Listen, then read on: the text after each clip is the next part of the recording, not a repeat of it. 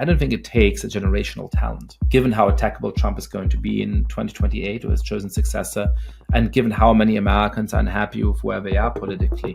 It just takes somebody to have the courage. Well, hello out there in podcast land. Welcome to a new edition of the Liberal Patriot Podcast. I'm your host, Rui Teixeira, and I come at you every couple of weeks with the very finest in heterodox conversation and analysis with the most interesting and stimulating guests. And today, I couldn't be happier to have the great Yascha Mounk on our show. Yascha is a professor of the practice of international affairs at Johns Hopkins. He's founder and chief editor of the great Persuasion Substack. And he also has his own Substack under his own name, which I strongly recommend both of them. And then in addition, he, of course, is also a podcaster. He does The Good Fight quite regularly, really. Very, very detailed interviews with fantastic guests. I highly recommend it. And unlike, us poor folk here at the Liberal Patriot, he's able to afford a really nice transcript of all the interviews. So if you don't want to listen, you can just read. So you should definitely check that out. He's written 5 books, most recently the seminal work about identity politics, The Identity Trap, A Story of Ideas and Power in Our Time. There's been a bunch of stuff about that topic, but I do think Yascha's is exceptionally good. So if you're going to read one book about identity politics, you might want to make it The Identity Trap. So Yascha and I were talking before the show, and we thought we'd probably just spend the podcast singing our favorite Tom Lehrer songs together. Tom Lehrer, as many of you know, to be precise, we agreed that you would sing your favorite songs and I would recite the lyrics of my favorite songs because nobody wants to hear me singing. There you go. But we decided against it anyway. But for those of you who don't know, the great Tom Lehrer passed away at the age of 97 just a few days ago. So R.I.P. to Tom. He was the greatest in a way about what he did. And the world will probably never see us like again. And we're the poorer for it. So, but... The opening to the first song on his favorite album of mine is something that I think expresses a deep truth about the liberal patriot sensibility. A deep insight about where some morally and politically righteous people go wrong.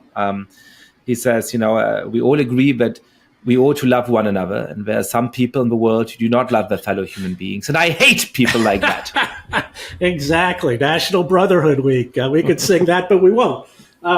Okay, I thought we'd start out, Yascha, by talking about a recent piece of yours on the ever important and contentious issue of free speech. You attended something called the World Expression Forum at one of our Scandinavian friends in Norway. And it turned out, I suppose, that some expressions are more equal and free than others. People there seemed, as you recount it, much more happier to shoot all the crazy stuff that Trump and the, populist right gets up to in free speech terms. And, it's a little bit like shooting fish in a barrel, but let's face it, sometimes those fish need to be shot. But they weren't too interested in the other side of the problem, and it is a considerable other side. So do you want to talk about that a little bit, and particularly in terms of the developments in Europe, which are troubling, and many people in America don't really know enough about, I think? Of course, very happy to. I mean, I hate being rude to my host. It was a lovely forum with many brave people who are resisting, dictatorships around the world with great courage and genuine risk to themselves. And I met many wonderful people at this forum. I was struck by the extent to which, especially the delegates to it from European countries, in one breath would talk about how horrible it is that these dictators are putting people in jail, for challenging the rule. And then in the next breath would say, and of course, the biggest problem in the world today is misinformation or disinformation. Right. These terms tend to be used interchangeably, even though in theory they're not supposed to be. And therefore, what we need to do is to censor social media platforms and, in fact, to punish citizens when they engage in anything that might be regarded as hate speech or as spreading falsehoods online. And this, of course, comes against a background that I find rather strange, where quite openly European governments are making laws which criminalize a lot of forms of speech. And at the same time, there's complete denial about this happening. So I started my speech to this forum off by saying, imagine a country in which somebody makes fun of a very senior government minister by parodying a shampoo ad that, in a way that implies that this person who's known for their luscious, beautiful hair is a bit of an idiot by doing a pun on the name of his shampoo. And as a result, this senior minister informs the police, and the police raid this citizen's apartment at 6 a.m. And prosecute the citizen for spreading online hatred. Where might this country be? And of course, it turns out to be Germany. Imagine a country in which two parents get upset about some of the policies that the children's elementary school pursues, and they complain about it in a parents' WhatsApp group.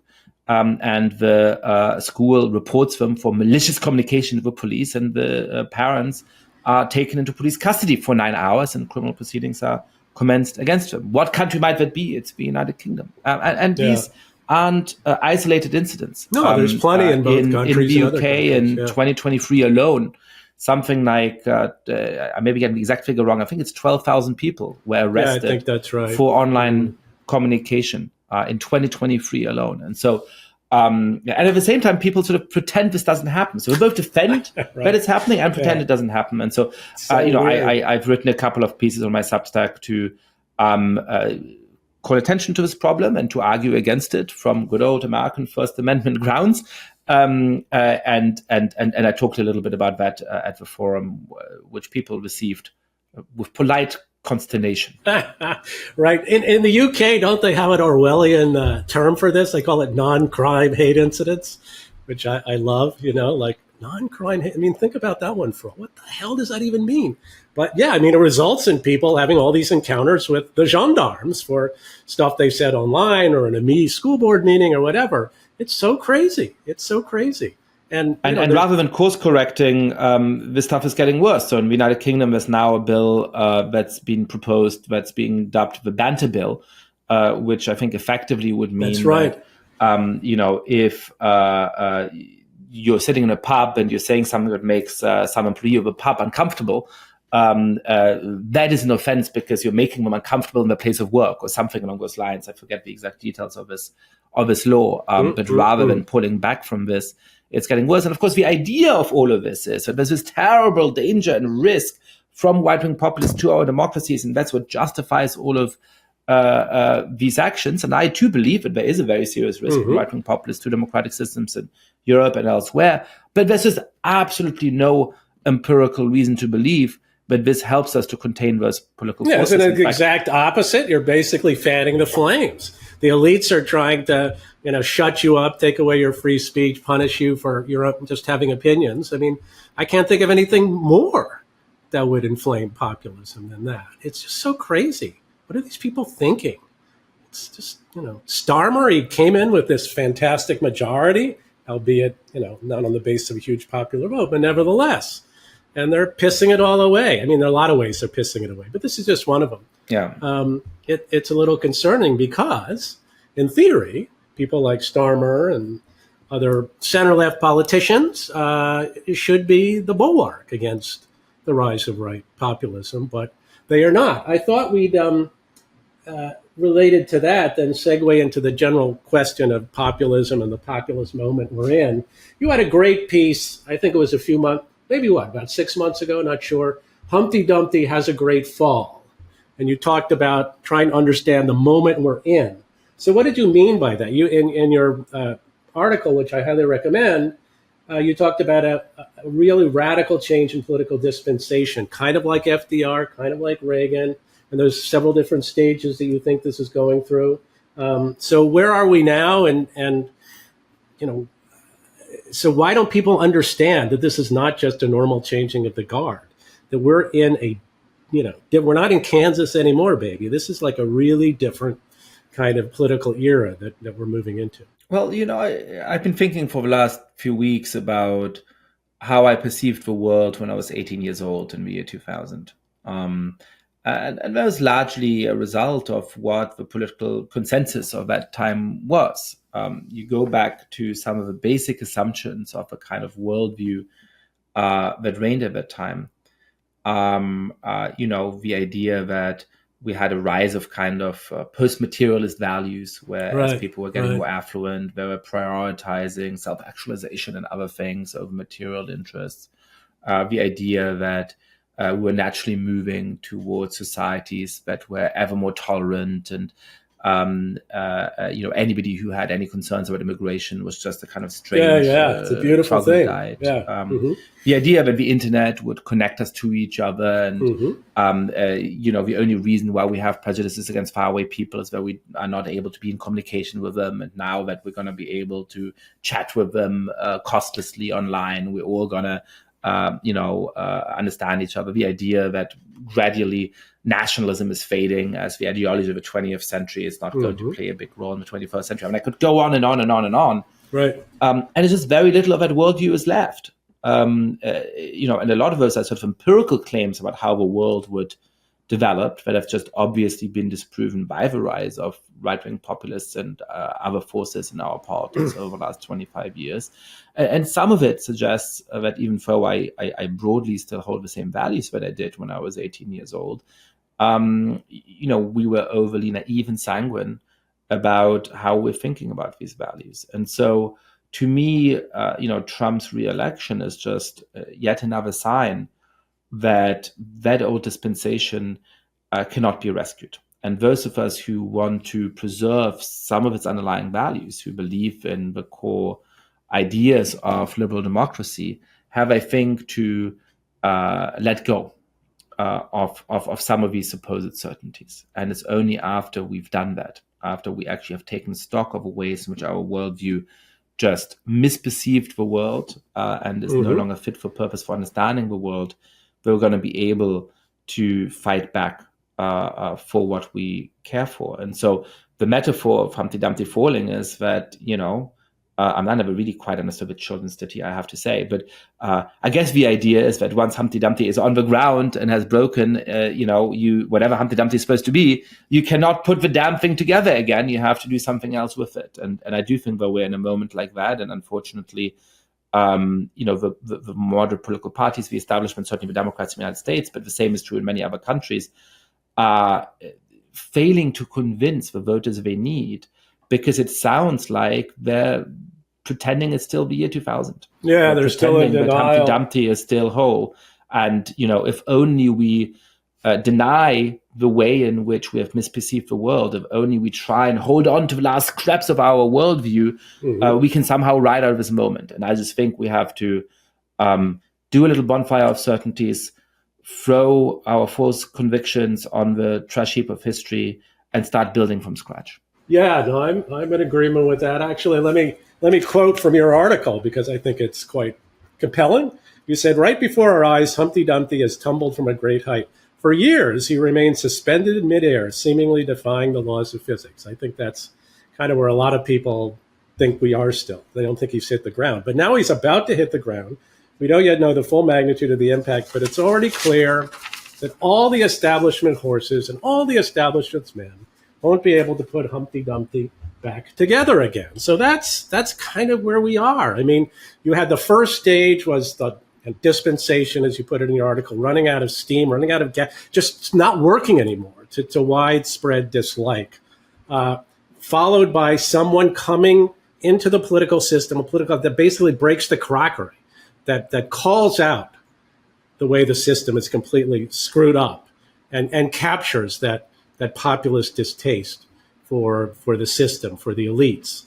And, there should be a third stage where we resolve this stuff, but how can you get to the third stage if you don't even realize we're in the second stage, or even don't even the first stage? I mean, it just seems like people are pretty far from being in touch with the nature of this change. Well, and I made this point in a sort of relatively high level of abstraction a minute ago. I mean, let's make it in a way that speaks to, I know, some of your concerns, which include electoral politics. Look, if Trump screws up enough over the next 3 years, as he might, he's not certain to, but he may well, any standard issue, boring establishment Democrat may somehow be able to win in 2028.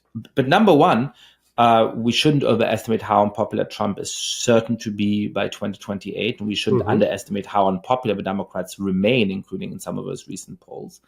But number two, that is not enough to put an end to the danger that those forces pose to the American Republic. In order to do that, we actually need democratic forces to win lasting, broad majorities that send the Republicans into the wilderness and force them to come back to the negotiating table, having moderated at least on the hostility to some of those key democratic norms. So if this establishment, moderate, decent but boring, unreflective Democrat wins in 2028, we might get J.D. Vance or Donald Trump Jr. surging back into power in 2032, as Trump did at the last election. If you want to actually change this political moment, get us out of the deeper danger we're in, you have to actually formulate a compelling vision of politics that doesn't feel like it's speaking to the world of 25 years ago. And that requires intellectual work, but I don't see the Democrats having done in the United States, Labour having done in Britain, the Social Democrats, the all the Christian Democrats having done in Germany. Seems pretty far away, yeah. Well, so why is that, though? I mean, we can get more into the warp and woof of the politics down the road, but I'm just curious, like, what's your take on, this kind of cluelessness? I mean, why do they have such trouble realizing they're in the dark? They're groping around, they're bumping into the walls, and they still it's okay, we'll figure a way out eventually. But they won't because they're in such serious denial. So what's stopping them from seeing the world the way it really is? I don't know, because I'm tempted to give an answer about the specific shittiness of the U.S. Democratic Party, which has to do a lot with the specific problems of American politics. I mean, the huge influence of donors, which works differently from what many people think, which actually is radicalizing on cultural issues. There's this wonderful New York Times write-up of some conference in a 5-star hotel in California where these Democrats were thinking about, how do we regain, influence over the working class or something like that. And, I've been to enough of these gatherings. You have been to 5 times as many of these gatherings, and we've been to many of those together, Rui, to know that they're uniformly terrible. There's some good ones. I think we went to a reasonably good one, not earlier this year, but it's just. It is by and large people who are deeply out of touch with the country, who live in an incredibly privileged life, whose job it is not to think very hard about things, who are thinking about how they can get the next contract for the political consultancy or the next, gig from a campaign that's going to buy them a nice second home, up in Maine, or they do really well in the Hamptons. And they're pretending that they're trying to figure out how to win back these, voter groups that are running away from the Democratic Party. Now, the problem with that explanation, which I think is partially right, everything I said a moment ago, I believe in, is that political parties in other countries, they don't have those specific ways in which they're screwed up. The Social Democrats don't go to 5-star hotels, on the dime of billionaires in Germany, but they're equally clueless. So I think it is just that there is a post-war political order that changed in a variety of ways from 1950 to 1975, from 1975 to 2000, but that is now really running out of steam and really coming apart. And so, what is required to respond to this moment is to rethink some of the assumptions that have been fundamental to our view of the world for 75 years. And that is a hard thing to do. Like what? What do we need to, what's the fundamental or some fundamental assumptions? I was starting to list some of them earlier. I think, immigration is one. Certainly in European politics and some American politics, those, an assumption that,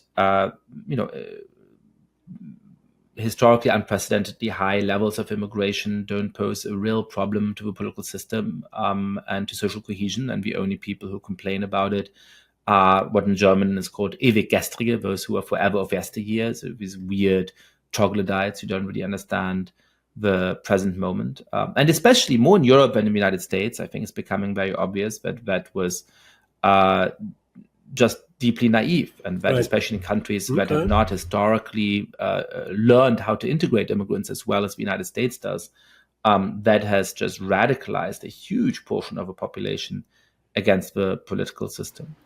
I think that there's a whole slowly grown set of rules and regulations and things that make it just very, very hard for societies to deliver for their citizens.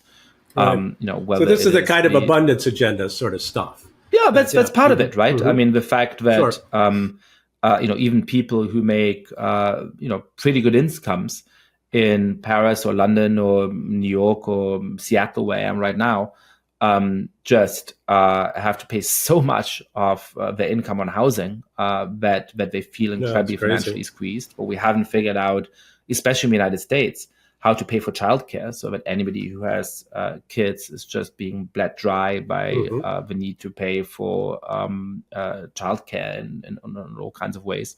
That really deeply eats into people's sense of satisfaction with the system. I mean, when they hear that China 20 years ago had 0 miles of high-speed rail and today has 50% of all of the high-speed rail in the world, but in Germany, the trains no longer run on time. And in California, the idea of being able to go from San Francisco to LA, not by plane, continues to be the chimera. I think that stuff matters.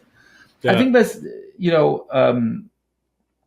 a great hubris of the political and cultural elite, thinking that, we are 2 steps ahead of where the rest of the country is going to go on every cultural issue and on the kind of way in which we want to live, whether that's on, specific issues, that are very much debated at the moment, like trans stuff or whatever, or whether it is just, the idea of the European cultural elite that everybody wants to, go to work by bicycle and 15-minute environmental cities, credentials and that only brutes would possibly want to have air conditioning in the summer and so on, right? That is so crazy. So there's a kind of broader outlook like that. I think there's a set of naive assumptions about the international world and assumptions that international law would really structure society. I mean, we can go through them. I mean, I have a list of like 17 of them. I don't want to bore you listeners to that. Okay. But I just think that these give a taste of a kind of well-meaning, naive, fundamentally decent worldview that pervaded our assumptions about the world, but have, in part because of public opinion and where people are at, but in part because of failed predictions about how the world would actually work out, turned out to be erroneous. And until we address them, I just don't think that moderate political parties can take the fight to the sort of right-wing populists who've been empowered by the resulting revolt. Well, let's chew on the for a moment on the people who hold that worldview, who have increasingly come to dominate center-left parties. I mean, this is really the thread that you can follow across countries, it seems to me. You were talking about some of the specific pathologies of the Democrats.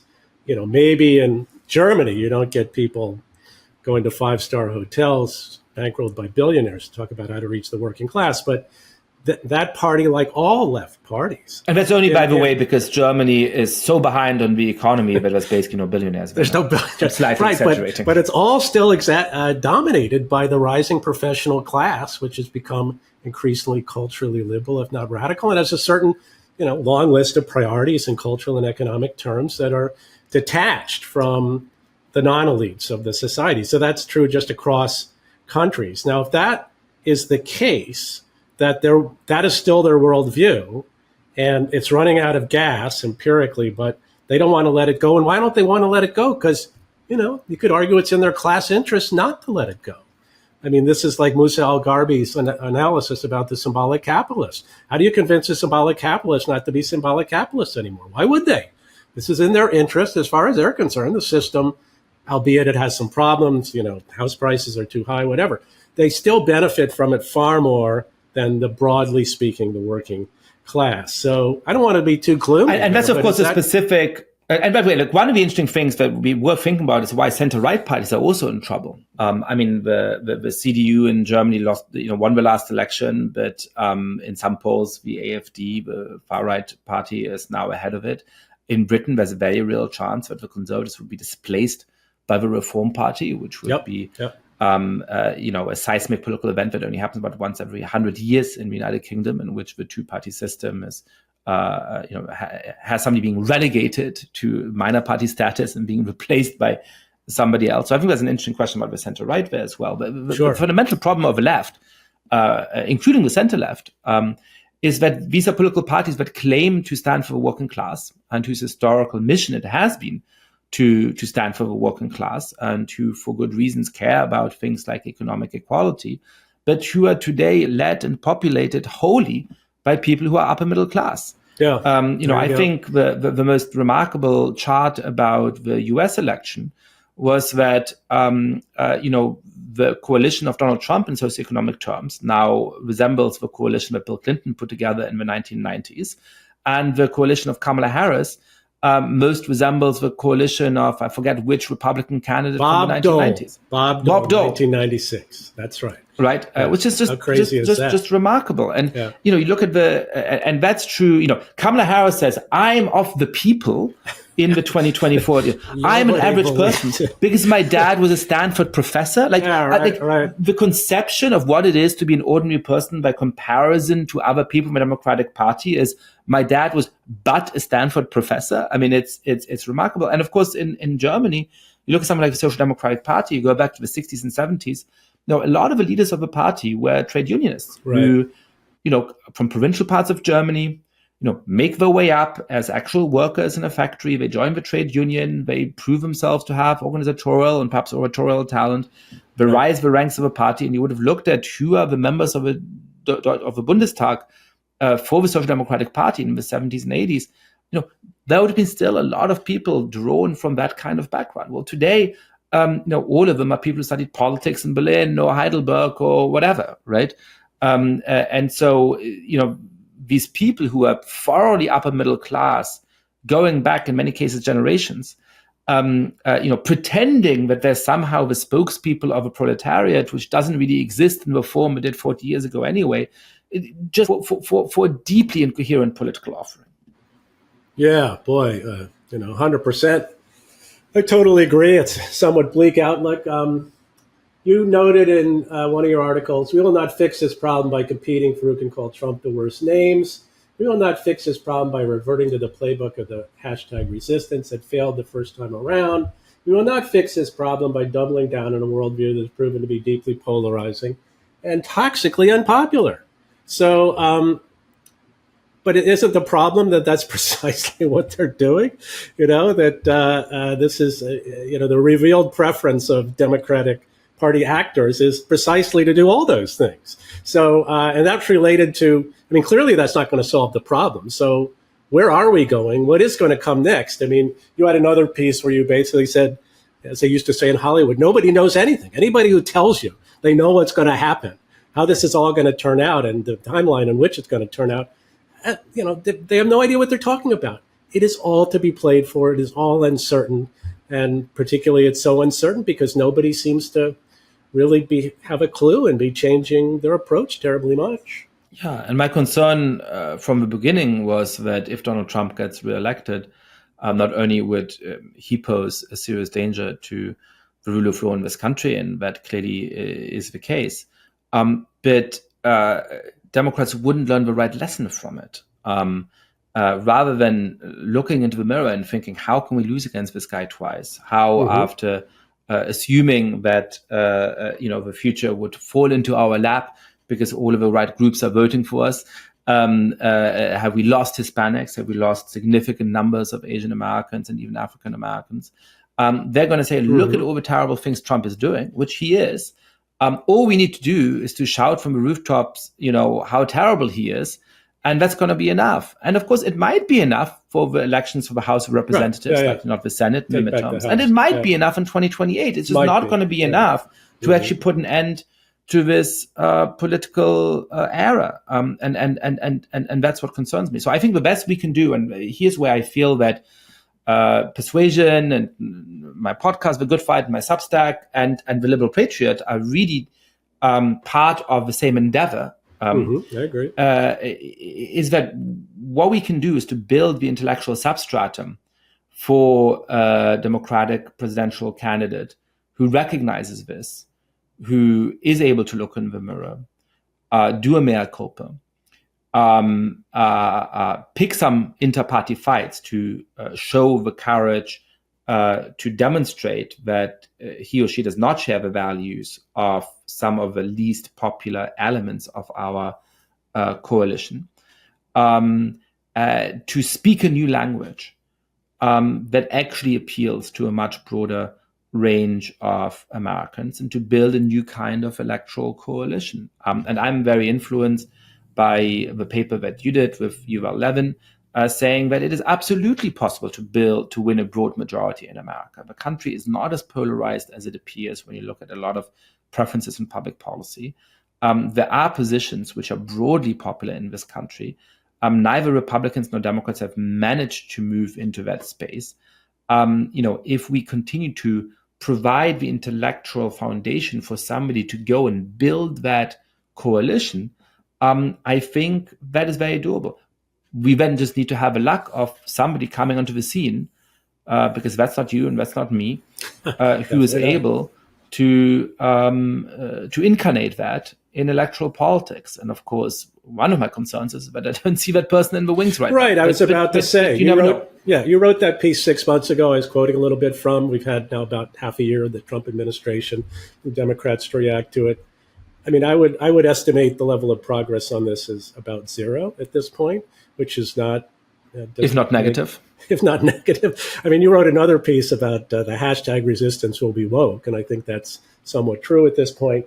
So yeah, I mean, you could argue that probably more likely than what we'd like to see happen is more of what Yuval and I wrote about, politics without winners, that neither the Trumpian Republicans nor the current iteration of the Democrats will really get its act together, and will continue to have this political seesaw. I mean, do you see anyone out there in the horizon? I mean, I think you're right that if this is going to be incarnated, it won't be in the run-up to 2026. It will be, the presidential contest where Democrats will have to put their cards on the table. There'll be more of an opportunity for someone to articulate a genuinely different approach or vision. So do you see anyone out there who you think might qualify? Are there any green shoots, as George W. Bush used to put it? Or was it George H. W. Bush? There's people I like more than others, but no, I don't see any obvious person who's able to incarnate that. And some of the front runners for the 2028 presidential nomination, like Gavin Newsom, I think would be a disaster. And at this point, it feels like we might know. I mean, I guess it was in 2004 that Barack Obama held his speech at the DNC convention that really put him in the map. And it wasn't at all obvious that he would run. It wasn't at all obvious that he would be able to displace Hillary Clinton as the candidate for 2008. But at least there was this kind of remarkable figure rising in the wings. I can't think of anybody equivalent to Barack Obama, waiting at the moment. But it's also early, right? Some of the people who've been recently elected as governor could turn out to be stronger than they are. Some of the people who've been in office for a while could reinvent themselves. There are some people who are eloquent and who have some amount of political maneuverability.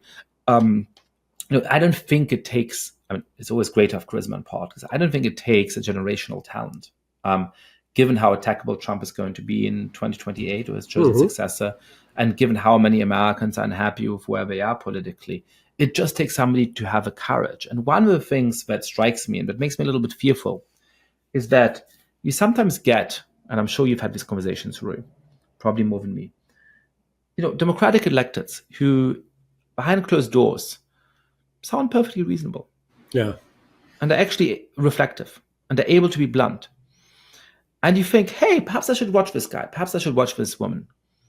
And then you see them pop up, on some cable news network. The rare times I watch those, or some podcast, or with an opinion piece that they've written, and they just sound so boring and undistinctive.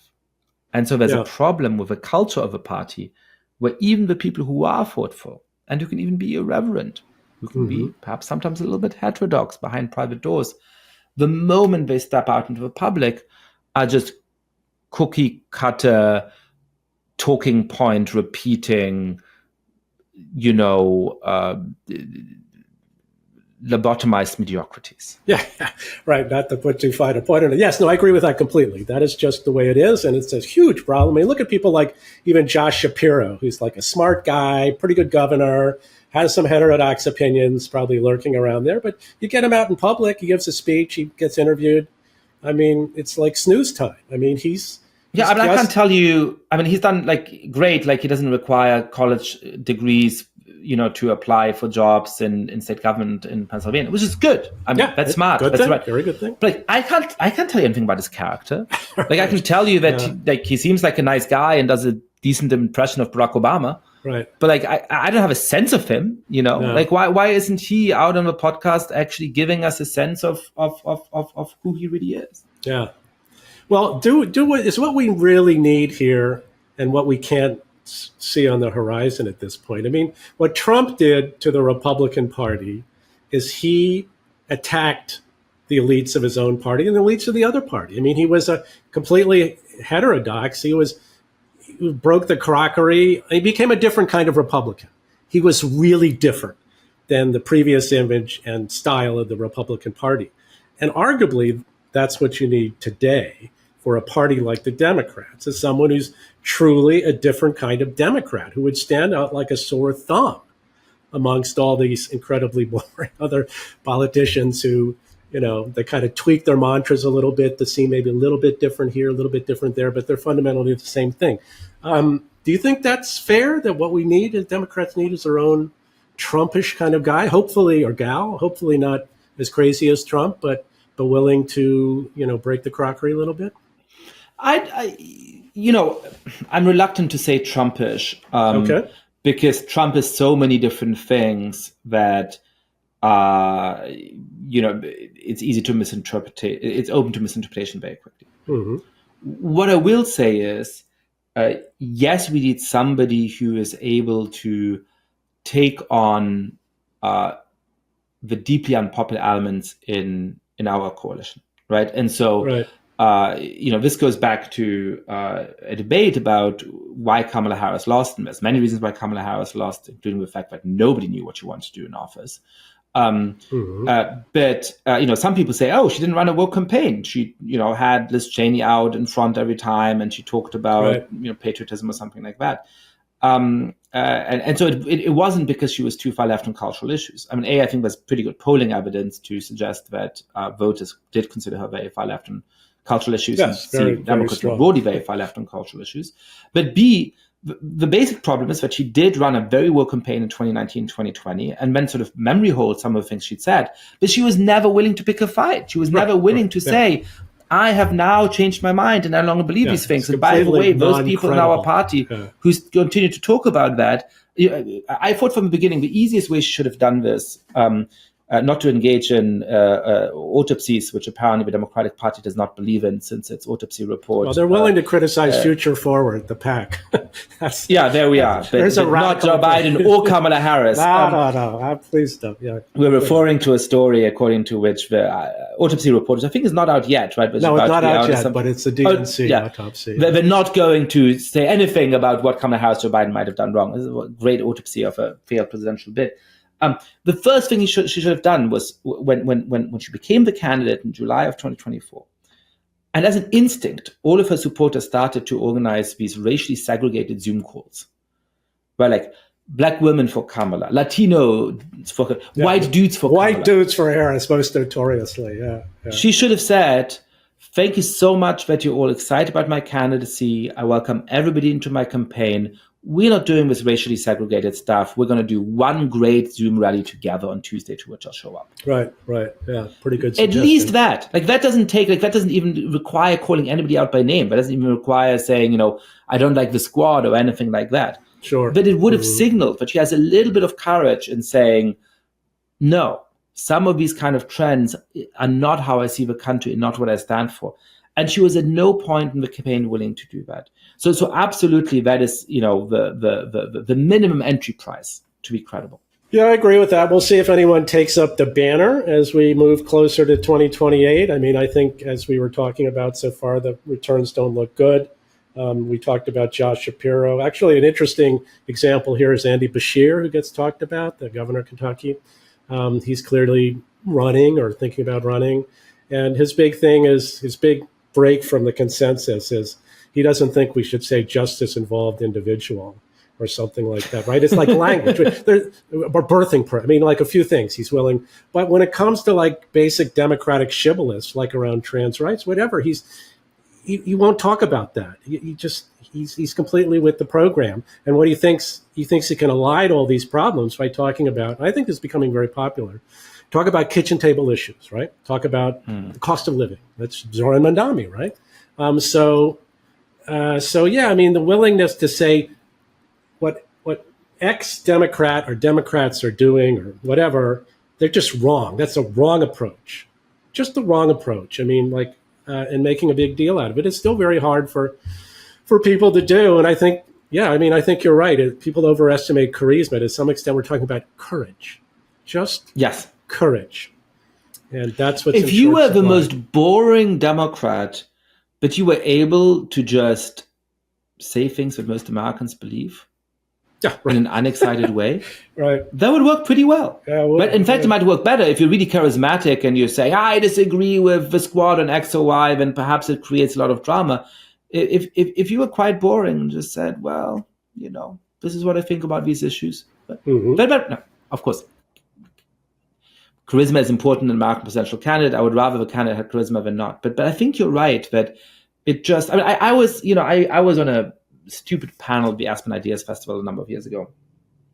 And some very prominent think tank leader in the United States and I and a couple of other people were on this panel and, were asked, why do Democrats not have charismatic politicians? And everybody gave some answer about, we don't have enough of a bench. Obama didn't do enough to build up all that jazz, yeah. No. How can you be charismatic if you're afraid to speak your mind?